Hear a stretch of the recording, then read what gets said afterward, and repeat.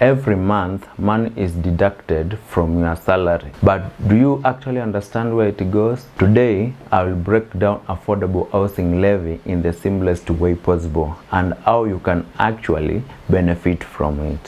What is affordable housing? Affordable housing simply means homes that are priced within reach for ordinary Kenyans.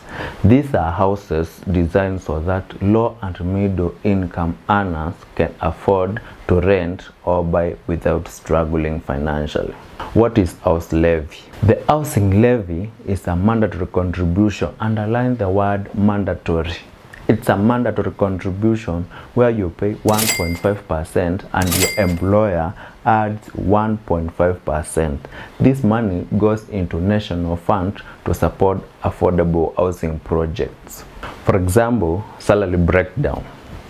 If you want 30,000 shillings, you contribute 450 shillings. If you want 30,000 Kenya shillings, you contribute 450 shillings. Your employer adds another 450 shillings.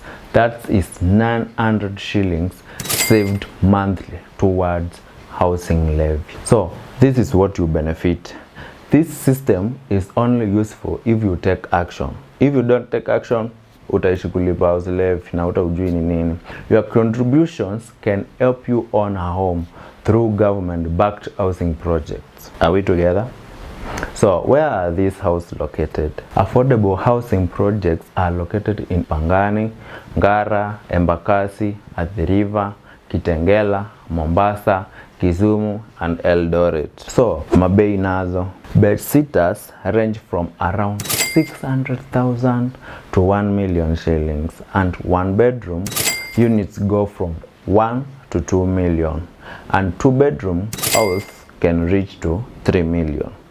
So, instead of ignoring the housing levy, learn how to use it. Subscribe to Kenya Digital Guides or follow me on TikTok, Kenya Digital Guides, for more real opportunities in Kenya that can change your life. See you in the next video. Bye bye.